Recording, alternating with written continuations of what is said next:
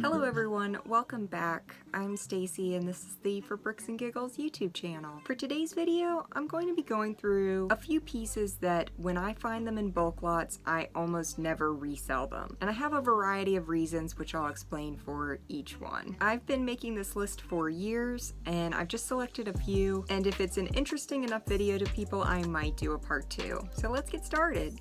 So I'm hoping my technology skills are going to be good enough for me to figure out how to put a picture of these pieces up on the screen while I talk about them. I think this was the first piece I ever stopped selling on BrickLink, and that is the bush. This piece breaks so easily. Since I primarily collect vintage Lego, and this piece was found in so many vintage sets, I always keep them when I find them. Occasionally, I will sell some of the broken ones, and I always label them as broken before selling them. But if they're intact, I'm keeping it because I know I'm going to need them in the future. And it's always good to have backups of this piece because you never know when yours are going to break. When I disassemble a set that has one of these, it gets wrapped in several layers of bubble wrap before I put it in a tub, and I usually try and keep it at the top of the bucket because they are so fragile. But it is a favorite piece of mine, don't get me wrong, I love it. I just stopped selling it on BrickLink because I always needed them. And there is a half version of this that breaks even more easily. I almost never find complete ones of those, but when I do, I definitely keep them as well. Next up, we have the gold coins. I just picked this particular variation. There are a few variations of coins, and I always keep these because they go missing from sets more than any other piece, I'm pretty sure. Because they don't really look like Lego, they don't stick to Lego bricks like other Lego pieces, they're just always missing, so I stopped selling them. I used to sell them, and then I would always end up needing them and having to buy them back from other people. So because they slip through the cracks and seem to run away on their own, I stopped selling them. Alright, these arm pieces, which come again in several variations, I just picked this particular one, but I usually keep all of them. These snap so easily. Anytime I have a set with these pieces now, I automatically store them with extras and I don't take them apart. Once they're locked into place, these pieces do not come apart because the more you pull them apart and put them back together, the more fragile they become. So I always keep them together now, and I always pack up these sets with extras. If I get just an absolutely outrageous number of these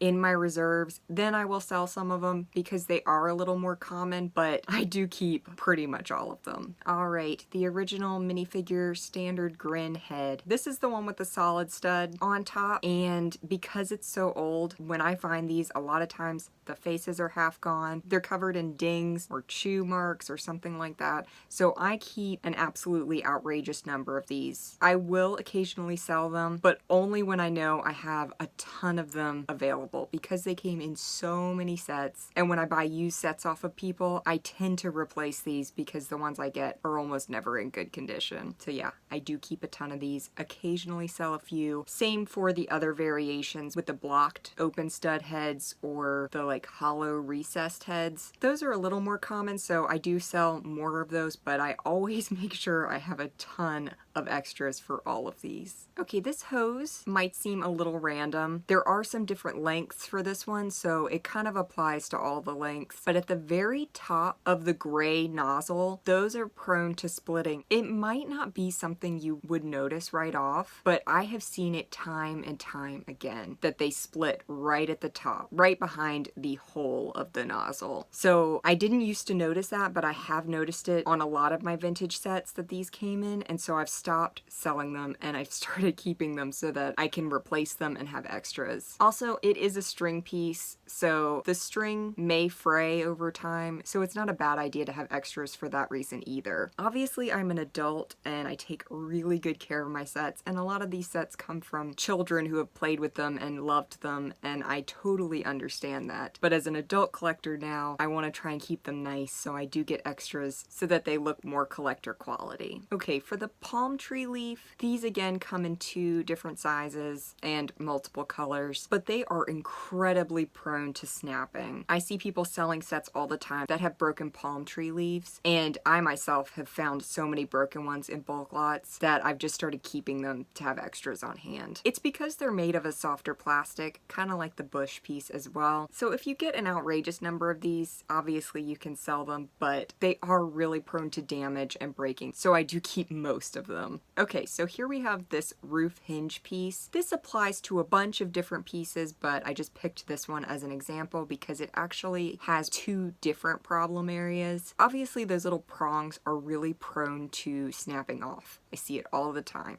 This is a cheap piece and it came in a lot of sets, so it's really not difficult to get more of them. It's more of just you have to pay shipping to get this piece when it's just easier for me to hang on to them. But this one's also prone to splitting along the side. I've had several of these split along the side, and so once I started noticing that pattern, I stopped selling them. But there are a lot of hinge pieces like this that have these tiny prongs, and they are prone to snapping off, so most of the pieces that have these tiny prongs on them I keep for that reason. So I just picked this spring as an example. This spring was used in multiple pieces. Like there's like the claw piece and the little vehicle loader pieces. There are several different pieces that use this type of spring. Springs are prone to rusting, they're prone to going missing, they're a problem. So any piece that I find that has a spring, I keep the spring or I keep the whole piece because I have on multiple occasions needed these springs and it has come in so handy because they're incredibly difficult to find and they're expensive and usually not in great condition. So I definitely keep all the sprigs I can find, which is usually not many because they are rusted or missing from the parts that I find. This is another one that just can apply to a whole bunch of different pieces, so I didn't put a particular part number with it. I keep all string that I find. I will spend so much time unknotting string and then keeping it. I have a bag full of random string. As long as I can tell that it's Lego. Some of them you can tell they were replaced. There'll be a random color or a random length where you're like, this doesn't exist. The only time I have resold string is when I found it on a valuable set. So I did sell like a piece of string from a pirate ship for like $20. It was insane, but I could tell it was the original string. It wasn't enough of the set for me to complete it, so keeping the string really didn't make much sense. And it only came in that one set. So a lot of the string is very generic, came in a bunch of different sets, and can be repurposed for whatever set I need. But when I know it's a particular string, super valuable, then I might resell it. But otherwise, I do keep all of the string. And it comes in so handy. Okay, last one. Again, this one is just a random example. It applies to a bunch of different types of wheels, but any of the wheels that come with the metal axle and it's not rusted, I keep. These unfortunately rust pretty easily, and a lot of the ones I get are rusted, so when they're not, I keep them. And I have used so many of these that I've kept to replace sets that I find in bulk lots where the wheel axles are rusted. It's unfortunate because I love these wheels, and once you have them in good condition, you can generally keep them that way and keep them from rusting. It's more the ones that you get in bulk lots where they obviously didn't care for the Lego the way it kind of needed to be to keep them from rusting. Love these wheels, but it is an unfortunate problem that they do sometimes rust. So as you could probably tell from this list, most of these pieces are not incredibly valuable. I just keep them because they make completing sets easier and they break easily.